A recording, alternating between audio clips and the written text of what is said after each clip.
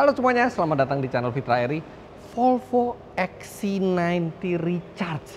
Ini adalah mobil yang saya pakai untuk liburan lebaran tahun ini bersama dengan kru auto driver semuanya dalam acara Mudik in Style 2024. Dan di Mudik in Style 2024 itu ada 11 mobil beragam dari semua merek, dari mulai yang harganya ratusan juta rupiah sampai yang di atas 1 miliar rupiah, karena tim redaksi dari auto driver itu bebas menentukan mobil mana yang mau mereka gunakan untuk berlibur. Nah, itu video lengkapnya semua ada di channel auto driver kalau Anda ingin melihat mobil apa saja dan siapa yang membawanya. Tapi yang saya bawa tahun ini adalah mobil ini. Mobil buatan Swedia yang kembali ke Indonesia dan sekarang sudah beroperasi lagi. Nah, di video kali ini saya akan beritahu ke Anda lebih detail apa yang membuat saya tertarik liburan lebaran menggunakan mobil ini. Ada 10 alasan kenapa saya memilih mobil ini, Volvo XC90 Recharge.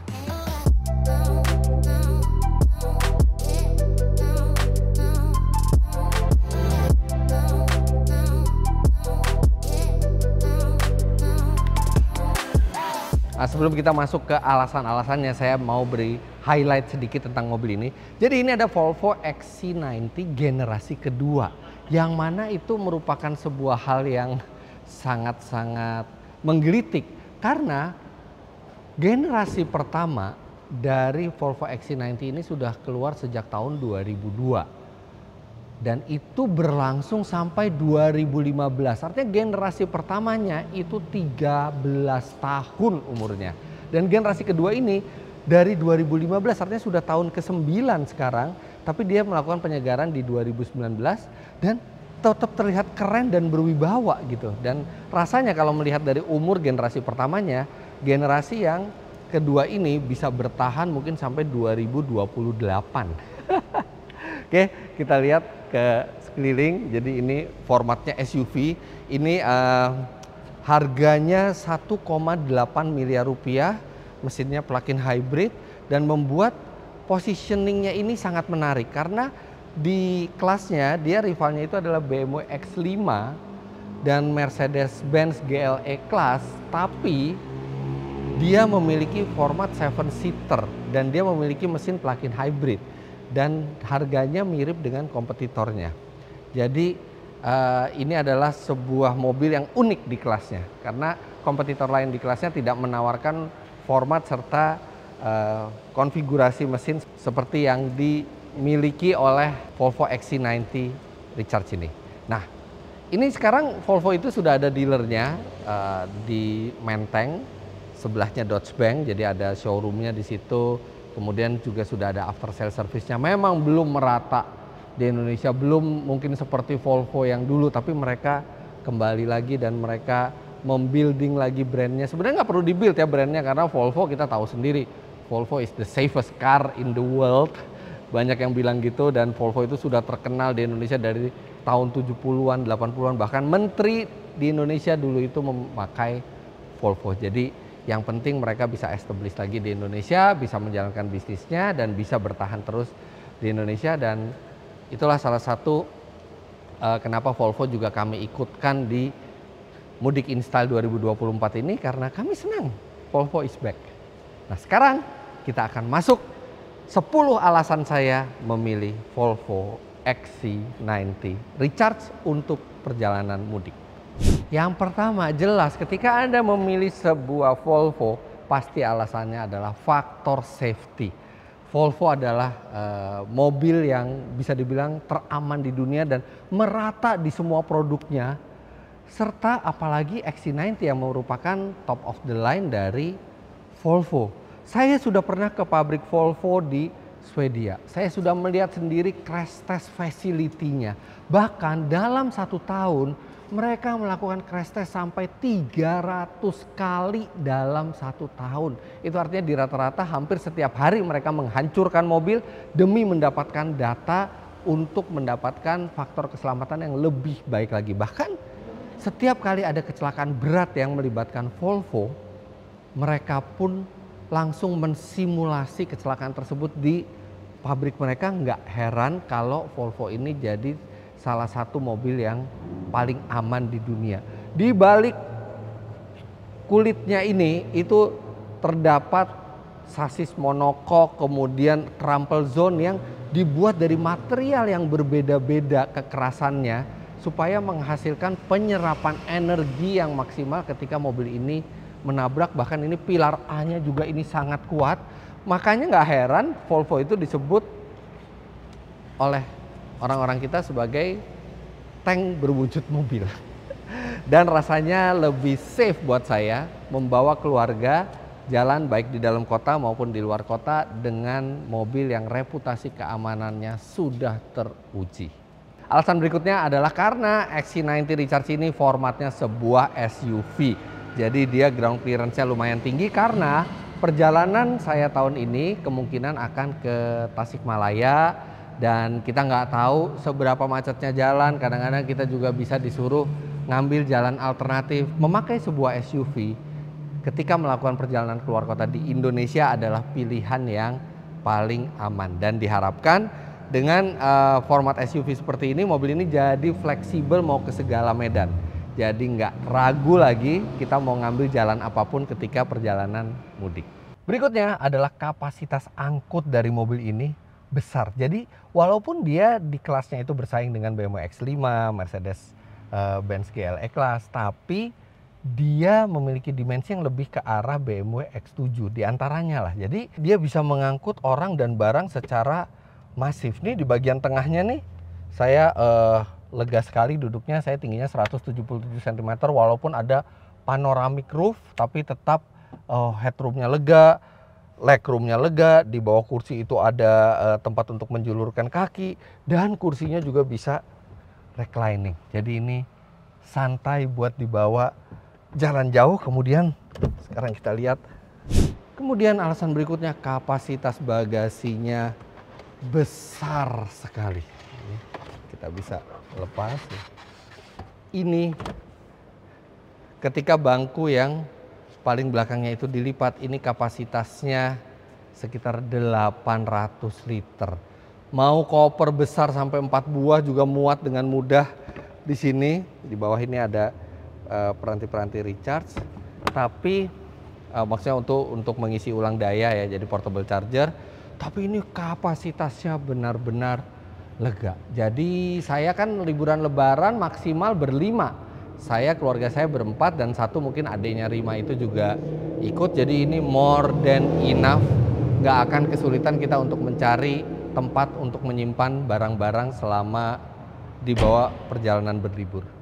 Alasan berikutnya adalah mobil ini 7-seater. Jadi misalnya saya udah sampai kampung halaman, saya udah simpen barang-barang di hotel, mobil ini berubah fungsinya jadi seperti MPV. Mungkin kalau misalnya di kampung halaman ada saudara-saudara yang mau ikut gitu ya, kita bisa buka 2 bangku lagi di belakang. Dan ini saya aja nggak mentok ya. Oke, memang nggak banyak lagi tersisa ininya headroomnya, tapi nggak mentok. Bahkan ini kalau misalnya penumpang tengah ini mau berkorban sedikit, jadi majuin bangkunya, ini juga masih ada headroom yang memadai untuk orang setinggi saya. Yang memang ini bukan untuk perjalanan jauh karena paha tidak terlalu tersangga dengan baik, tapi ini not bad buat perjalanan jarak dekat di kampung halaman gitu. Senang kita bisa bareng sama keluarga, bisa 7 orang masuk ke dalam mobil ini. Nah, kalau misalnya Anda bertanya-tanya ini di mana sih ada hanggar seperti ini? Ini adalah di Pit Stop Auto Mall di kawasan Pantai Indah Kapuk 2. Ini sebelahan sama showroomnya Evans Peak 2. Jadi di sebelah itu ada showroom Evans Peak 2 dan di sini ada sekitar 10 hanggar kalau nggak salah. Dan itu tempatnya sangat-sangat strategis, sangat-sangat asri tempatnya. Dan ini masih ada sejumlah space yang bisa disewakan. Kalau misalnya Anda main-main ke Peak 2, Anda bisa main-main ke Pit Stop Auto Mall ini, sangat menyenangkan tempatnya. Dan terima kasih juga buat Evans Motor yang sudah mengizinkan kami syuting di lokasi yang keren ini. Sekarang kita jalan.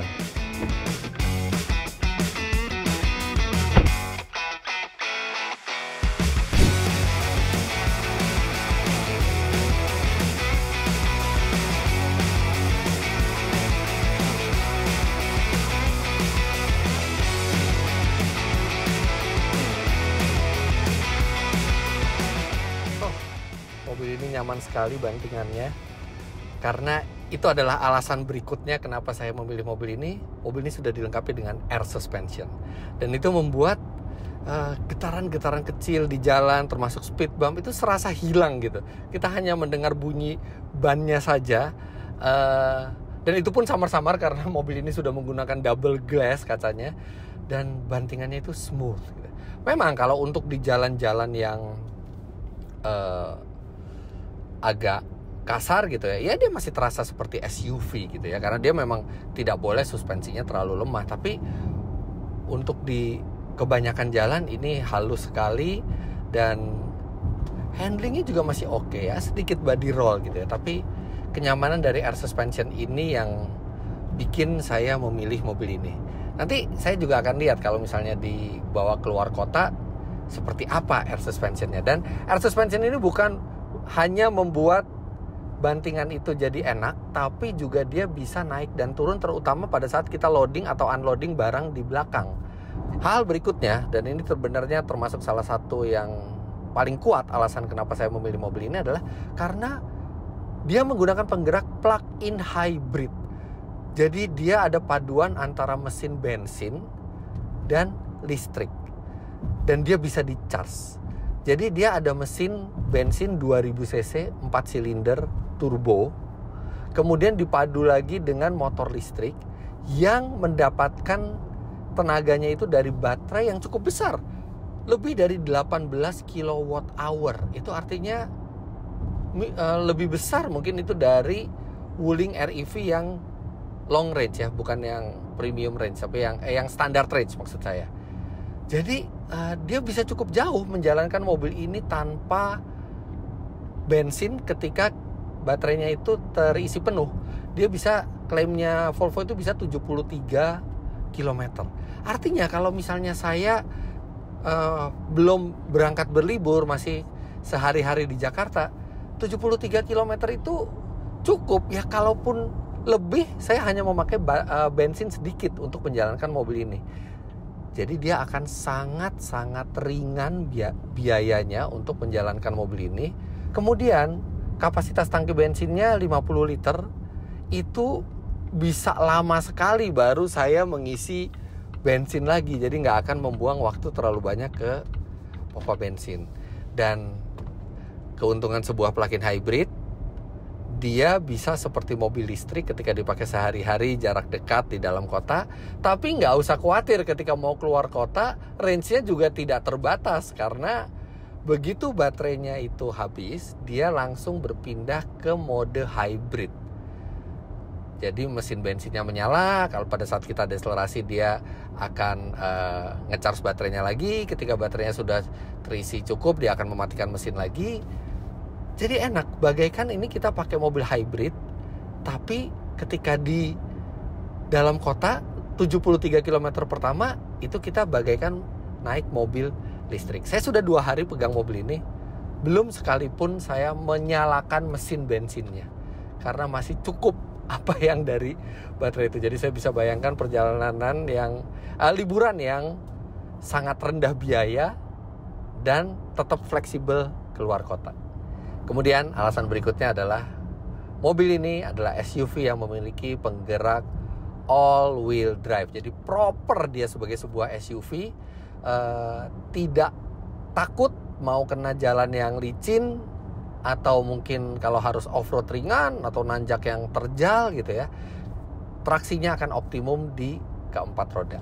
Memang tidak selalu kita itu menggunakan penggerak all-wheel drive-nya. Makanya mobil ini juga bisa mematikan 2 roda penggeraknya. Jadi dia hanya mode 2-wheel drive ketika kita cruising seperti ini.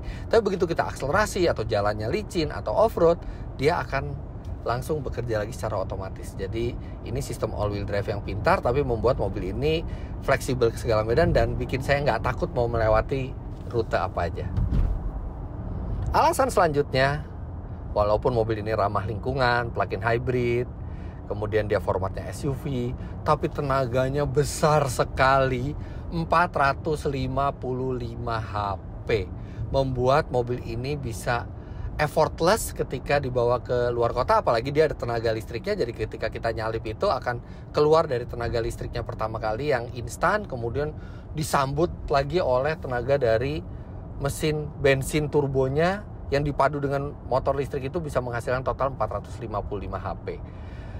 Klaim dari Volvo, mobil ini 0 sampai 100 km per jam bisa di 5 detikan, tapi saya lihat sejumlah review di luar negeri bahkan bisa sampai di bawah 5 detik 0-100-nya. Jadi mobil ini SUV, capable, tapi performanya seperti sports car yang proper. Perjalanan keluar kota itu kalau dari Jakarta akan banyak melewati tol, baik kita ke arah selatan, timur maupun barat, pasti kita lewat tol dulu. Dan mobil ini memiliki fitur radar yang juga memiliki semi autonomous. Jadi saya bisa lebih rileks, adaptive cruise controlnya akan menjaga jarak ke depan secara otomatis, lane keep assist-nya akan menjaga setir tetap mengikuti jalur, mobil tetap di tengah jalur. Dan berbeda dengan kebanyakan semi autonomous lain di mana setiap berapa belas detik itu kita harus menggoyangkan setir. Di Volvo kita tidak perlu menggoyangkan setir. Ketika muncul peringatan, kita cukup memegang setir saja karena di setirnya ini ada sensor sentuh. Jadi itu akan sangat menyenangkan. Saya tinggal pegang setir aja seperti ini. Dia tidak perlu digoyang-goyangkan lagi dan kita bisa menempuh perjalanan di jalan tol secara nyaman. Biarkan komputer yang mengendalikan semua, dan mestinya sangat halus ya sistem semi autonomous buatan Volvo ini, dan kita tinggal mengawasi dan mengambil alih kalau misalnya memang diperlukan. Last but not least adalah saya suka sekali dengan desain dari eksteriornya yang timeless. Mobil ini sudah keluar dari 2015, bahkan ketika update di 2019 juga itu update-nya lebih banyak ke fitur dan teknologi, tapi tampilan luarnya tidak berubah, namun tetap up to date. Lihat aja nih lampu depannya dengan DRL yang di tengah membentuk T-shape seperti itu, lampu belakangnya yang khas Volvo tapi minimalis, bentuknya itu khas Volvo dari zaman dulu yaitu timeless. Dan dia terlihat keren juga, serta satu, mobil ini eksklusif. Akan sangat kecil kemungkinan saya bertemu dengan mobil yang sama selama perjalanan mudik. Jadi sudah bawa mobil yang good looking, keren, timeless, kemungkinan besar nggak ketemu kembarannya di jalan raya. Ya karena memang Volvo belum sepopuler merek-merek premium lainnya gitu. Jadi benar-benar bisa membuat saya serasa mudik dengan bergaya, alias mudik in style. Well, bisa dibilang mobil ini tuh benar-benar paket lengkap ya. Bentuknya keren, kapasitasnya besar, ground clearance-nya tinggi, all-wheel drive, kemudian mesinnya hemat, tenaganya besar, dan dia memiliki kenyamanan yang luar biasa. Ini mungkin salah satu mobil dengan paket paling lengkap yang pernah saya pakai untuk berlibur. Udah gak sabar rasanya jalan pakai mobil ini.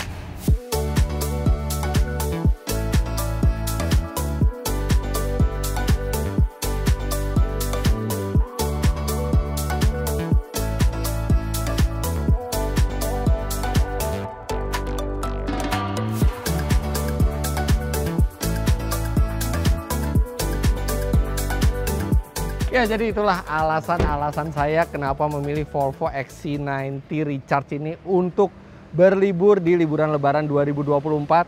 Senang sekali rasanya, udah nggak sabar pengen bawa jalan-jalan keluarga, baik di dalam kota maupun keluar kota dengan mobil ini. Dan saya juga udah bisa bayangkan betapa iritnya menggunakan mobil ini dan betapa nyamannya serta mengasyikannya. Nah, buat Anda semua yang ingin tahu keseruan dari kru auto driver yang melakukan perjalanan mudik in style, Anda juga bisa lihat Instagramnya auto driver di sini. Jadi begitu saja video kali ini. Jangan lupa Anda klik like bila menyukai video ini, komentar di bawah, dan subscribe ke channel Fitra Eri dan Auto Driver jika Anda belum. Follow Instagram saya di sini dan juga follow Instagramnya Ivans Peak 2 di sini. Dan terima kasih juga untuk Pit Stop Automall yang sudah mengizinkan kami menggunakan tempat syuting ini. Sampai jumpa di video berikutnya. Bye-bye.